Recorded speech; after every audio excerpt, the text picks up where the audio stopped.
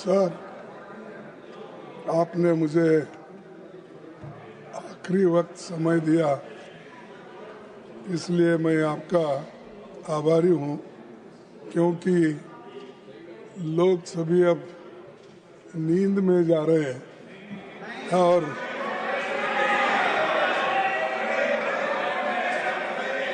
आपको सुनने के लिए उत्सुक हैं लोग। ठीक है, नहीं तो कम से कम मोदी जी उनको बोले हैं तुम जागते रहो, तो जब हम बात करते हैं तुम जागते रहो। ठीक है, तो सर मैं चंद बातें आपके सामने इसलिए रखना चाहता हूँ, ये बहुत बड़ा इम्पोर्टेंट कानून है, एक्ट है। इसको हम लाइटर इसमें नहीं लेना चाहिए, क्योंकि ये गरीबों से संबंधित कानून है और इसके साथ छेड़छाड़ करना अच्छा नहीं। इसीलिए मैं ये कहूँगा कि आप लोग इसको जो एक नया कानून लाकर पुराने कानून के खिलाफ जो काम कर रहे हैं, ये अच्छा नहीं, और लोग आपको सड़कों पे फिरने नहीं देंगे। सर, 204 और 14 के बीच भारत की जनता को अधिकार संपन्न बनाने वाले कई ऐतिहासिक अधिकार मिले और कानून इसी संसद में बने थे। राइट टू इंफॉर्मेशन, हमारा राइट टू इंफॉर्मेशन ये एक हक है, ये राइट है। राइट टू इंफॉर्मेशन हमने दिया था, राइट टू एजुकेशन हमने दिया था, ये सब राइट्स हैं। और फॉरेस्ट राइट्स एक्ट हमने दिया था, उसी के साथ फूड सिक्योरिटी एक्ट हमने दिया था, लैंड एक्विजिशन एक्ट हमने दिया था, और अरे नया लैंड एक्विजिशन एक्ट था, और इसमें मनरेगा ये प्रमुख एक्ट है। और मनरेगा ये प्रमुख एक्ट रहने से ये तो 11 साल में कोई ऐसा कानून आप नहीं बना सके। जो मैंने बोला कितने राइट्स हमने लोगों को दिया, गरीबों को दिया, बताओ आप एक कानून तो ऐसा गरीबों के फेवर में दिए हैं, राइट दिए हैं, जो राइट है वो छीन ले रहे। अब ये देखिए, ये कानून डायरेक्टिव प्रिंसिपल आर्टिकल 41 से बना हुआ है। आर्टिकल 41 क्या कहता है? ये कहता है right to work, to education and public assistance in certain cases the state shall within the limits of its economic capacity and development make a effective provision for securing the right to work, to education and public assistance in case of unemployment, old age, sickness, disablement, and in other cases of undeserved want. So ये क्यों लाए गए? क्योंकि ये fundamental rights में उस वक्त नहीं डाल सके। लोग बहुत अपोज करे, इसको पैसे बहुत होना पड़ता है, इसीलिए इसको नहीं माने। तब डॉक्टर बाबा साहब अम्बेडकर ने ये सोचा और अपने दूसरे कॉन्स्टिट्यूंट असेंबली के मेंबर से भी ये बातचीत की, कम से कम ये डायरेक्टिव प्रिंसिपल्स में अगर आप डालें और डायरेक्टिव प्रिंसिपल्स के तहत वो कानून बना सके हर स्टेट में वेलफेयर के लिए, तो उन्होंने ये डायरेक्टिव प्रिंसिपल का चैप्टर ऐड किया गया उस वक्त, और इसको सर्वसम्मति से लिया गया। ऑन बेस्ड ऑन दिस ये नरेगा स्कीम लाया गया गरीबों के पेट भरने के लिए। जो गरीब काम नहीं कर सकता था और जिस वक्त हार्वेस्ट सीजन होने के बाद लोगों को काम नहीं मिलता था, तब बड़े बड़े जमींदार लोग और अमीर लोग क्या करते थे, गरीबों को अपने घर में कम दाम में इनको काम करवा लेते थे। तब उनको पेट भर खाना भी नहीं मिलता था, काम भी नहीं मिलता था, उनका एश्योर्ड जॉब नहीं है। तब उन्होंने ये यूपीए सरकार ने ये सोचा, मनमोहन सिंह जी ने ये सोचा, सोनिया गांधी जी ने ये सोचा, सोचने के बाद ये बिल आया और ये एक्ट बना। इसका सारे दुनिया में अप्रिसिएशन हुआ। एक ही जगह नहीं, मैं बताता हूं आगे कैसा हुआ, कहां हुआ। तो इसी के साथ sir, duty of the state to raise the level of nutrition, यानी फूड सिक्योरिटी के लिए बोल रहा हूं, ये आर्टिकल 47 है। तो ऐसे सब आर्टिकल्स जो डायरेक्टिव प्रिंसिपल्स में है, उसके आधार पर हम बना रहे हैं। और आज आप वो राइट्स जो दिए गए हैं, उन हकूक को, बुनियादी हकूक को छीन ले रहे हैं। और इससे आपका मंशा क्या है? गरीब लोगों को कमजोर करना, उनको एक कुचल देना और उनको स्लेवरी में डालना। जैसा वो हजारों सालों से एक गुलामी में थे, उसी तरीके से फिर से उनको गुलामी में डालने का काम इससे हो रहा है। सर, मैं ये इसलिए कहना चाहता हूं, ये चौहान साहब बैठे हैं, ये तो हमेशा गरीबी की बात करते थे और करते आए हैं, अभी भी करते होंगे, क्योंकि जरा वहां से मध्य प्रदेश से यहाँ आना जरा दूर तो हो गया, लेकिन उनके विचार भी दूर हो गए गरीबों से। तो क्योंकि ये बात मैं बोल रहा हूँ, उनके दिल में भी होगा, ये गरीबों के लिए मनरेगा अच्छा कानून है, मैं जो ला रहा हूँ ये ठीक नहीं है। उन अपने आत्म साक्षी से बोलो, आपको बोलना होगा, क्योंकि जो गलत कानून है, अगर आप लोग तरफदारी नहीं करेंगे, आप अगर उसको मजबूत नहीं करेंगे, फिर कैसा गरीब जिएगा।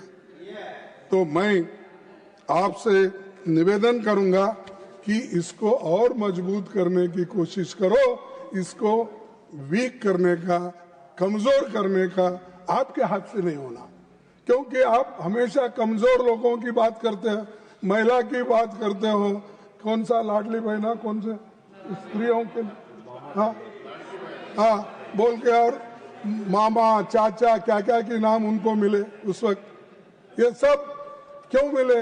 कम से कम लोग मामा मामी ये सभी लोग काम करने के लिए इनके एक प्रेम से वो लोग कहते थे। और इन्हों भी इतना, यानी इनका विशाल हृदय है कि इन्हों, एक बार मैं देखा टीवी में कि एक किसी को पेशाब कुछ उसके मुंह में डाले थे शायद, ट्राइबल आदि, उसको घर बुलाए, टेबल पे सॉरी कुर्सी पे बिठाए, टावेल से उसके पैर पूछे, पानी डाले, सब कुछ करे, और पानी पीने का एक बाकी था, लेकिन उन्होंने वो नहीं किया उतना समझा के।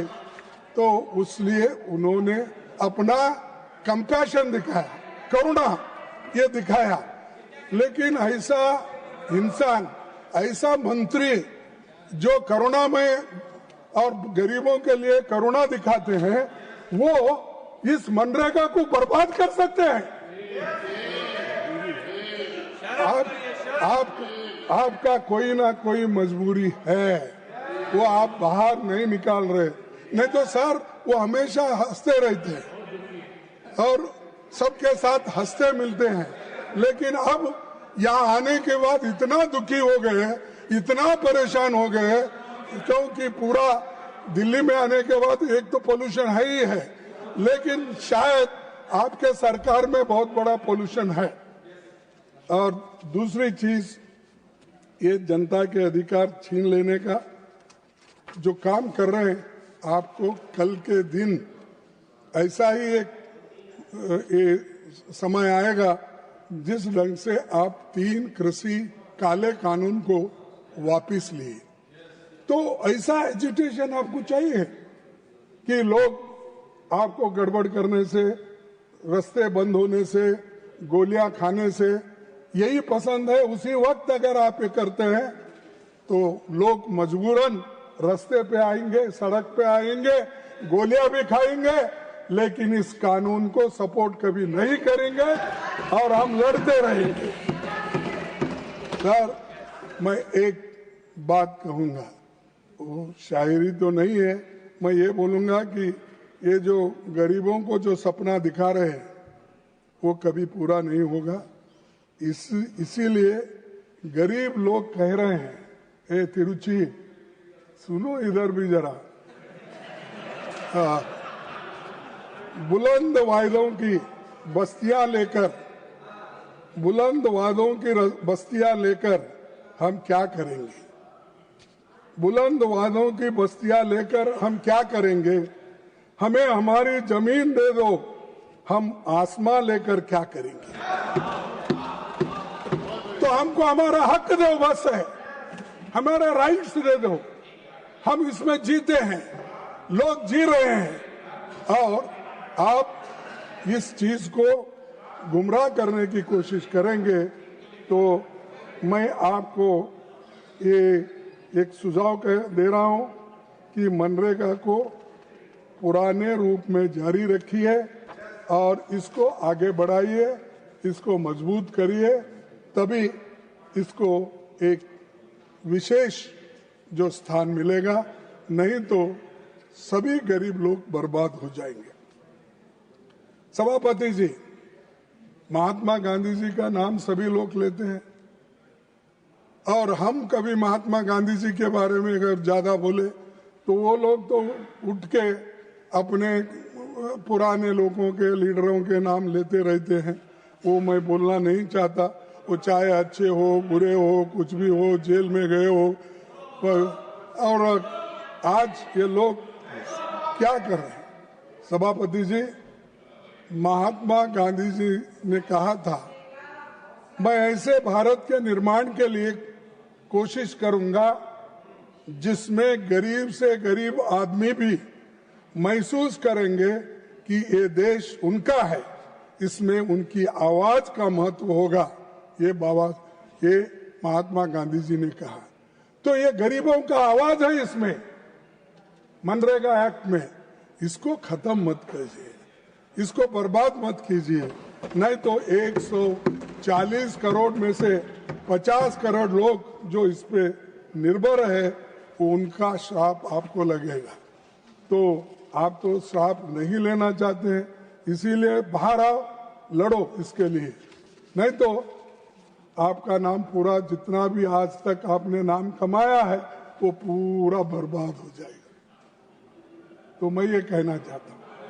तो सर, 27 फरवरी 2015 को अभी हमारे पिछले सारे वक्ताओं ने ये बात किया है, मैं फिर उसको रिपीट करना नहीं चाहता। फिर भी रिकॉर्ड के लिए ये मैं कहना चाहता हूं कि मोदी जी ने कहा था 27 फरवरी 2015 में, क्या कहा था? मेरी राजनीतिक सूझबूझ कहती है कि मनरेगा बंद मत करो। मनरेगा आपकी नाकामियों की जीता जागता स्मारक है। ये किसको बोले? कांग्रेस वालों को बोले। आजादी के 60 साल बाद भी लोगों को गड्ढे खोदने को भेजना पड़ रहा है। इसे मैं बंद नहीं करूंगा, इसे बचाकर रखूंगा ताकि दुनिया को दिखा सकूं कि कांग्रेस ने क्या किया। अरे साहब, नहीं, आपने ये बार बार बोला, एक बार नहीं अनेक बार बोला, और आज वो मनरेगा सही साबित हो गई और मनरेगा ही लाए। इसीलिए मैं पूरे तुम्हारे क्वेश्चन और आंसर्स जितने भी आपने इस सदन में दिए, स्टैंडिंग कमेटी ने, ये पूरे कागज लाया हूँ। अगर मैं सभी चीजें मैं बताऊंगा, खुद एक ही पढ़ के मैं बोलता हूँ आपको, मैं ले ही करता हूँ। लेकिन कम से कम आप ले करने के बाद भी वो लेकर पढ़ते नहीं ना, इसीलिए मुश्किल है। तो sir, government of India has made an assessment of implementation of the Mahatma Gandhi Narega through third-party study in terms of increase in household income, poverty elevation, etc. by development, monitoring and evaluation of Niti Aayog. Study report has acknowledged the role of Mahatma Gandhi Naregas in providing livelihood security for the rural poor through creation of durable assets, improvement water security, soil conservation and higher land productivity. ये answer 16 तारीख, यही 16 तारीख को 16/12/2025 को आपने दिया। यानी ये अगर ठीक नहीं है तो इसको आप गालियां देते हो और ये स्कीम को आप हमेशा इसको एक अलग नजरिए से देखते हो, तो ये आपने ही आंसर दिया है। इसी सदन में आपने बोले सो मैं बोल रहा हूं, ये पूरे जितने भी 5-6 कागज है मेरे पास, ये सब आपके लोगों ने स्टैंडिंग कमेटी में बोले सो है, आपके लोग प्रश्न का उत्तर देने में बोले सो है, और आपके लोग खुद माना है कि ये स्कीम बहुत अच्छा है, इससे असेट क्रिएट किया गया है। तो इसीलिए नरेगा उस वक्त लाया गया 90-10 पे, 10% स्टेट का, 90% सेंटर का। लेकिन अब आप क्या कर रहे हैं? आप वो भी काट छाट करके 60% आपका, 40% स्टेट का। तो उसके बजाय आप एक स्कीम ही बंद करो ना, क्योंकि अगर आप एक तरफ आप गरीबों को उनका गला घोट रहे हो और उनको जिंदा रखने की भी कोशिश कर रहे हो, ये नहीं होगा। आप लोग हमेशा, मैं ये कहना चाहता हूं कि आपकी सोच कम है, सिर्फ आप किसी और नजरिए से देखते हैं। अरे ऐसी चीजें तो मिलजुल के करना है, और जब मिलजुल के हम नहीं करते तब देश बर्बादी की ओर चले जाता है। और दूसरी चीज, आप तो ये स्मारक गड्ढे गिड्ढे सब खोदे सब बोले, तो अब भी गड्ढे खोद रहे हैं ना, अब क्या कम है? तो सर, मैं और एक बात कहूंगा, ये सफल योजना है और ड्यूरेबल असेट्स बने हैं, इससे बहुत फायदा है, इसीलिए इसको दिन घटाना भी अच्छा नहीं है। पहले तो 100 दिन का था, अब 100 दिन जाके अब 125 दिन करना चाहते। अरे जब आपके रिपोर्ट में ये लिखा है कि मैं वो पढ़ना नहीं चाहता, बहुत लंबा हो जाएगा, और आप जो समय दिए उसका भी दुरुपयोग नहीं करना चाहता, लेकिन आप जो असेट्स आज कुछ बन गए हैं, ये है मनरेगा की देन, ये है यूपी वालों की देन, ये है यूपीए सरकार की देन। तो आप जरा समझिए, और चौहान साहब फिर एक बार सोचिए, आपको टाइम है अभी भी वापस लेने का, कानून वापस लेने का समय है अभी भी, तो आप लीजिए। और ये जो, हाँ यस, तो ये नहीं, कई कानून वापस लिए ना, क्या अब आपकी सरकार को कुछ धक्का लगा? 3 काले कानून वापस लिए कृषि के, और ये अगर लिए आप हीरो बन जाएंगे, अब मामा के जगह मामा जी बन जाएंगे सबके। तो ये है सर, इस कानून की पड़ताल जिस समय स्टैंडिंग कमेटी ने की तो बीजेपी के नेता कल्याण सिंह की अध्यक्षता में हुई थी। क्या कहा उन्होंने?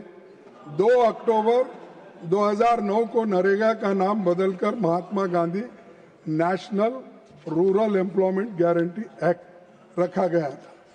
महात्मा गांधी नाम जुड़ने से इस योजना को एक मजबूत और व्यापक राष्ट्रीय पहचान मिली थी।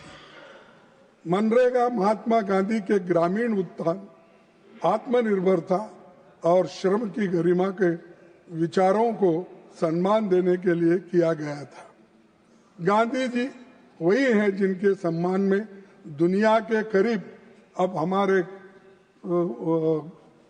मुकुल वासनिक जी ने अपने भाषण में कहा था, मैं सुन रहा था कि G20 कंट्रीज के 20 राष्ट्राध्यक्षों ने गांधी जी के समाधि के सामने जाकर सर झुकाया। ऐसे महान महात्मा गांधी जी को आप इंसल्ट करते हैं, उनके नाम निकाल के जी राम जी, क्या राम जी, हाँ राम, तो ऐसा, हाँ जी राम जी, अरे ऐसा मत करो भाई, मुंह में राम बगल में छुरी मत रखो, मुंह में राम बगल में छुरी। गरीबों के लिए राम राम बोलते रहो, लेकिन बगल में तो उस छुरी रख के उसको आगे से पीछे से गर्दन पे छुरी रखे हो। और आप लोग ऐसे अगर काम करते गए तो आपको कोई माफ नहीं करेगा। और जो गांधी जी बोले हैं उसका, उनका जो गरीबों के आंखों से पानी यानी अश्रु को साफ करने का, वो नहीं होगा। और दूसरी चीज,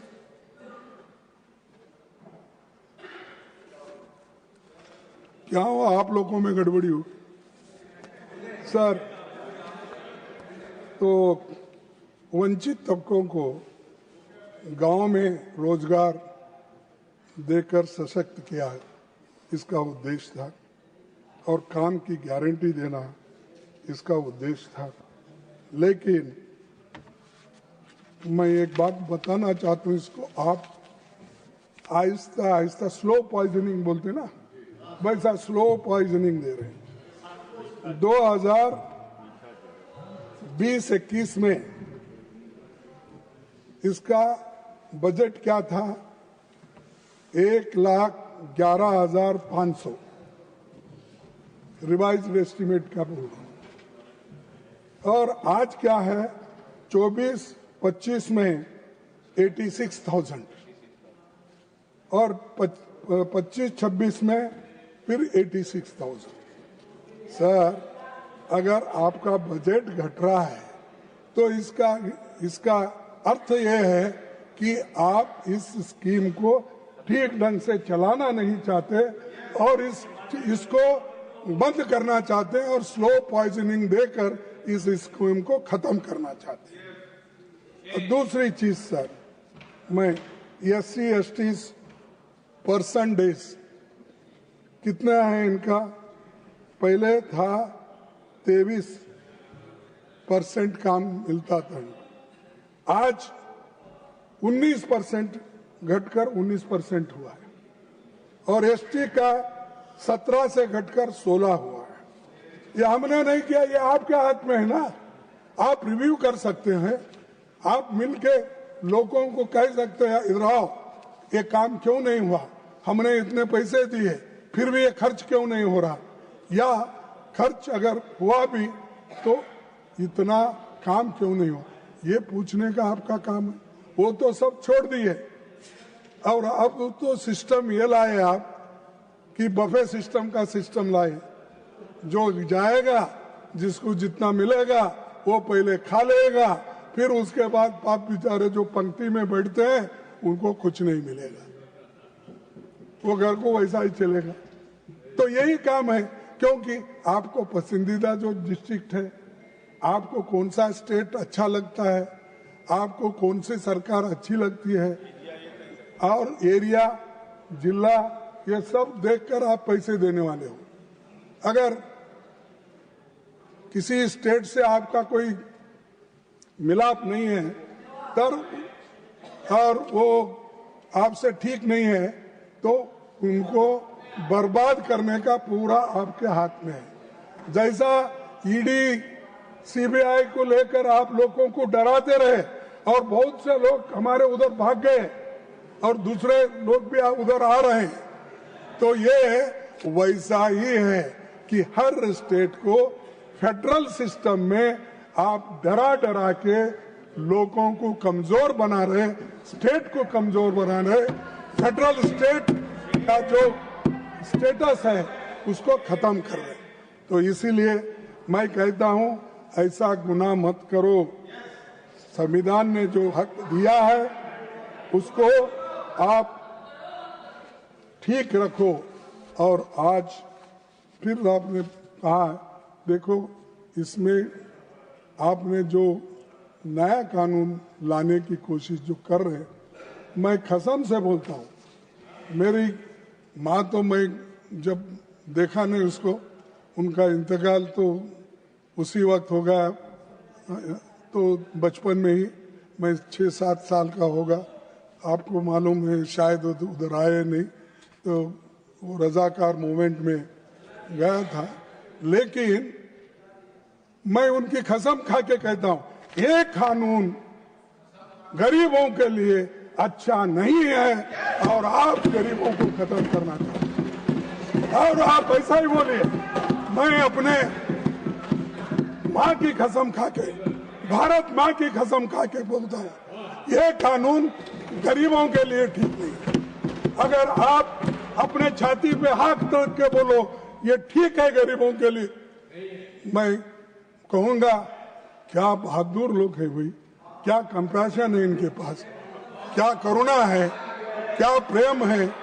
तो मैं कहूंगा तो सर ये लोग उन्हीं के जो कमिटीज के रिपोर्ट है वो नहीं मानते। और ये देखिए standing committee of rural development and panchayat Raj 19 report में कहा है, क्या कहा है, अनेक्सर 3 मैं रखूंगा आपके पास। यह योजना ग्रामीण क्षेत्रों में रहने वाले गरीबों और समाज के वंचित वर्ग के लोगों के लिए रोजगार सुनिश्चित करती है।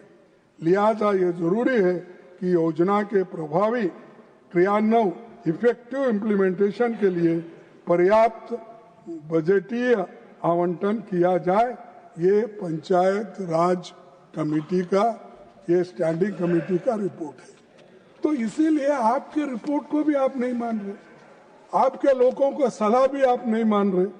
तो मेरा कहना यही है कि एक तो नरेगा के जो भी हमारे वेजेस है उसको बढ़ाना चाहिए और इसको 125 दिन बोले, कम से कम 1 से 25 दिन तो जैसा है वैसा रखिए, लेकिन कानून को हाथ मत लगाइए, उसको निकालने की बात मत करो और इसको विड्रॉ कर लो, बहुत अच्छा रहेगा। और ये तो मैं ये चाहूंगा कि ये स्टैंडिंग कमेटी को आप सेलेक्ट कमेटी को आप रेफर कीजिए, वहाँ पूरे सलाह आ जाएंगे और लोगों को एक मालूम हो जाएगा इसमें कमियां क्या है, कितने दिन। और पहले ये था सब सिर्फ 15 गरीबों को डिमांड ड्राइवन था। ये 15 दिन के अंदर अगर कोई कहता है कि हमारे पास काम नहीं है, प्लीज काम दो, बोले तो 15 दिन में, प्लीज कंक्लूड, 15 दिन में उनको काम देने का था। अब 60 दिन हो गया। तो इसीलिए ये 60 दिन जो किए हैं ये तो गरीब को और भी नुकसान है। पूरे अमीर लोग खून चूस लेंगे क्योंकि उनको बार्गेनिंग पावर नहीं रहता लेबर को। तो इसीलिए मैं कहूंगा ये इसका आप ध्यान में रखते हुए इसको आप वापस ले लें। और एक बात मैं आपसे कहना चाहता हूँ, सरकार लोगों पर कोई सरकार लोगों पर कोई उपकार नहीं कर रही है, बल्कि ये राज्य की कानूनी जिम्मेदारी है जिसे आप राम राम करना चाहते हो, आप बाय बाय करना चाहते हो, Ram Ram. Please conclude Kharge ji, please conclude. क्या साहब, देखिए मैं ये सारी बातें आपके पास रख रहा हूँ, इसलिए रख रहा हूँ कि कम से कम नहीं देखिए मेरे को कुछ बोलना है, ये आखिरी है, क्योंकि मैं ज़्यादा कुछ बोलने नहीं जाता। मैं इंतज़ार किया हूँ ये 11 बजे तक, 11:30 बजे तक इंतज़ार इसलिए किया कि इसमें कुछ बदलाव हो जाए, उनको कोई ज्ञान मिले, इसके लिए मैं ये बात कर रहा हूँ। सर, इसको 150 दिन देने की बात थी, वो तो नहीं हुआ। सोनिया गांधी जी ने भी एक रखा था डिमांड, 150 दिन और 400 रुपए मजदूरी, वो भी आप इसमें शामिल नहीं करें। और दूसरी चीज मैं ये कहना चाहता हूँ, हर रिपोर्ट महेंद्र देव कमेटी का हो, नागेश सिंह का हो, ये सभी रिपोर्ट आप देखे नहीं, सबको आपने नजरअंदाज किया है। Please conclude ji, please. और उसके बाद मनरेगा, एक मैं अपनी, तो मैं आपको एक ये बना एक चीज बताना चाहता हूँ sir. Please please please sir, मैं प्लीज कंक्लूड ना। लेबर मिनिस्टर था, आई एम कंट्रोलिंग प्लीज। तो international Kharge ji please. Labour organisation का कॉन्फ्रेंसेस जिनेवा में होते थे और G20 कंट्रीज के सभी मिनिस्टर्स वहां पर, प्रधानमंत्री भी आते थे कभी, तो इसलिए मैं एक 7-8 कंट्रीज को गया था, Africa, Turkey, Germany, Japan, Italy, USA, UK, Brazil, China. Please conclude sir, no, ये कंट्रीज में all the time is over, the allotted time is over, already I have given you more than 7.5 minutes extra. Please conclude, और उसकी प्रशंसा की, ये बात बोल रहा हूँ। Please conclude. अब जो प्रशंसा ये देशों ने की और उसको आप खत्म कर रहे हैं और बोल रहे हैं मुझे कि ये क्या कर रहे हैं। Please no. अरे ये तो see, your party time is over, your time is over, please conclude. No, my time is sir 25 minutes. It is 33.04. अच्छा, ठीक है, Please conclude. एक minute, You take one more minute and conclude, please. Sir 2-3 minute में खत्म करता हूँ। Sir, Nobel laureate Amrita Sen ने कहा था कि MNREGA reaches out to the people and gives them income. It is an enhancer of capability. It enhances their self respect and participation in life and community. ये हमारे नोबल ल्यूरेट्स के वर्ड है और ये जाने माने इकोनॉमिस्ट है। उसके बाद में और एक नोबल लॉरेट जोसेफ ने कहा, the single most innovative programme from India, lesson for the whole world, it was that programme MNREGA, he also said. और इतने लोग प्रशंसा किए, फिर भी आपके समझ में नहीं आ रहा इसको रिटेन। Please now conclude. इसीलिए Kharge ji please now conclude, please. I am concluding sir, please. with 2-3 words, 2-3, one page is there, some points. Already 10 minutes over. Okay, go, please. The state conclude fast. The state shall, within the limits of its economic capacity, जो मैं यहाँ पढ़ के बताया आपको, उसी के तहत ये कहना है मुझे कि इतने होने के बावजूद भी, इतने लोग अप्रिशिएट करने के बावजूद, अगर आप इसको निकालना चाहते हैं तो आप एक तो महात्मा गांधी जी को भी खत्म करना चाहते हैं, गरीबों को खत्म करना चाहते हैं, दलितों को खत्म करना चाहते हैं। इसलिए मैं डिमांड